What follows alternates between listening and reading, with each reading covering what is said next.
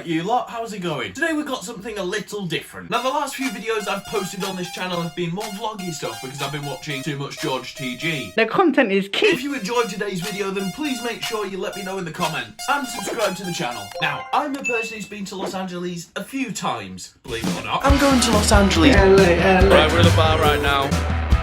We're booking LA, it's happening. I've got a bit of experience with customs in the US and, well, US customs. So I think I'm in the perfect position to go through this Reddit page of totally normal things in the US that'd be weird as hell in the UK. Also, go check out my podcast. We just had Lauren Alexis on. Cashiers being forced to stand and give them a chair, you masochist. So we started strong. I like how I started this video by saying I was well versed in US customs and now I'm first one I didn't know. But I agree with Andy James 78. Give them a chair, you masochists. Chanting the acronym of your country at any given opportunity. This is something I thought was a myth. The first two times I went to LA, nowhere, not even slightly. On my second trip to LA, I was even at a football match for the 4th of July. No chanting of USA. The third time I went, I was there for the KSRB Logan fight, and that's when I found out, oh no, they actually do that. Greeters in supermarkets, it just feels fake as Yeah, I noticed that. I pretty much just shopped in Ralph's because there's always been one near my hotel. And there's just a bloke stood there. It's like,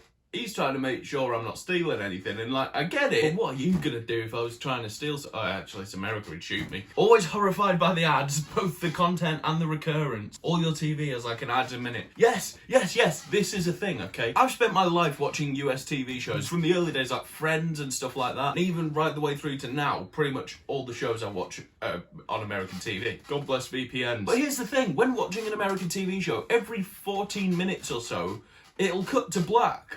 And I always thought, well, on American TV, that's where the adverts would be. It's like, that's it going to an ad break. And I was like, okay, it makes sense. No! I was laid in my hotel, switch on Supernatural, which is a 15 rated show and is on from like 7 in the morning in America, but you know, whatever. You can't say goddamn in a show, but you can show people have been beheaded. And then literally like 3 minutes into the show, ad break, they would literally have the intro of the show, and then it would be an ad break. And then still like 11 minutes later, it'd cut to black. Stores showing the price pre-tax. Here in the UK, the price you see is the price you pay. Yes, this messed me up so much because I did not know this beforehand.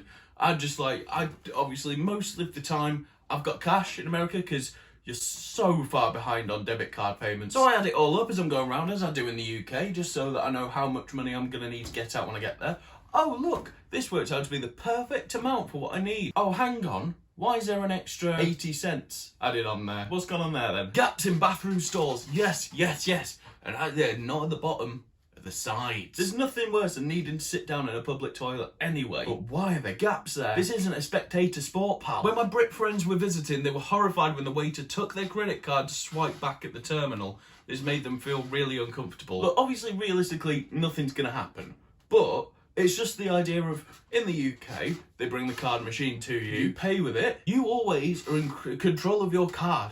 Or on the very rare occasion, they'll take it from you, but they'll do it right in front of you. And it's like, oh, okay, I can see what's going on with my card right now. And not in America. In America, they're just like, oh, your card. I remember not knowing this was a thing, because the first time I went, I guess they thought, poor British tourist, and just when I was like, oh, can I pay by card? They would bring over the terminal to me. And then the second time I went, they didn't do that, and they just took my card, and I was like, oh my god, what, have I just been frauded? Is this what a fraud is? Anything taking over an hour to get to being a short trip. But, I mean, America's just so goddamn big. It's 2.5 hours for me to get from the northwest where I live down to London on the train. 2.5 hours is some people's commute in America. A rubber in England is not the same as a rubber in the US. No idea where he's coming from there. Chatting casually in the lift. I haven't really had that, but I guess I'm not really an approachable person. But I should be. Please subscribe. The fact that the second floor in the US is the first floor in the UK. Obviously, we go ground 1, 2, 3, 4. US 1, 2, 3. There's no ground floor. It's just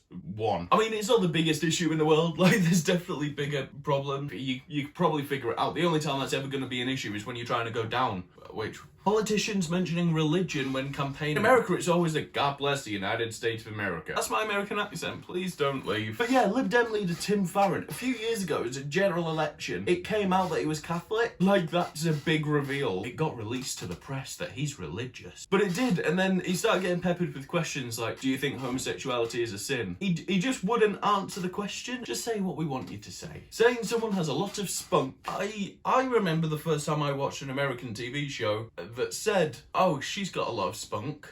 And I thought, has she? Being permitted to turn right on a red light unless there is a sign specifying no turn on red. It's probably one of the things I should have known, so that's on me. I'm pretty sure it's meant to be they could turn right on red unless there's someone crossing. The cars I saw when they didn't give a crap. They were just like, oh, you trying to cross the road? Good luck, mate. Coming from the perspective of a British guy, your style of customer service, not universally, but very commonly, is way too over the top for us. In America, that's just standard because it's like most people are in it's the service industry. Most of them are making their money on tips. They're like, well, if I'm giving you money, I want the best service. You need to refill my drink every 2.5 minutes. You've just sat down and they're like, oh, can we refill your drink? Like, I haven't even got my first drink yet. What are you on about? Making tea in a microwave. All right, maybe we'll have a cup of tea every few days. I'm not really that bothered about it. But if you make tea in a microwave, you are a reprobate. Obvious but school shooting joke. In America, kids decide who they think would shoot up their school and bully them all year for it. I cannot claim to be an expert on school shootings, but maybe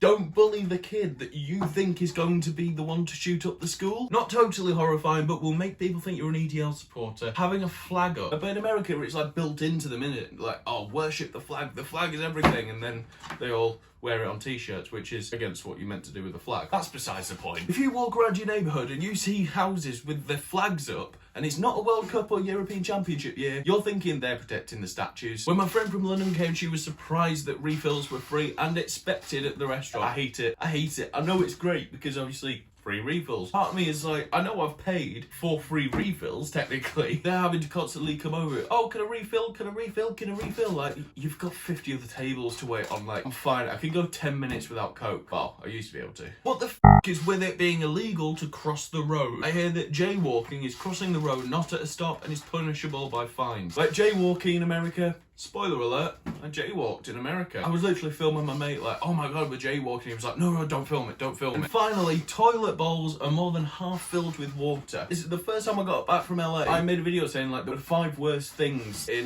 Los Angeles or something like that. 5 worst things about Los Angeles. Number 1 was that. It's so weird. It actually makes more sense. But at the same time, there's a lot of splashback. And on that exceedingly grim note, we're going to end this video here. I hope you enjoyed this different kind of video. If you did, then please leave me a like down below, because it really does help me out. And comment down below if you want me to do more like US, UK stuff. It's kind of fun. Put the button in the top left, subscribe to my channel, and click on my bell to be told when I make a new video. You can also click the one on the right to go check out my podcast. At the bottom on the left, go see how I got James Bond, Scooter Suitcase, and the one on the right for my playlist of LA vlogs.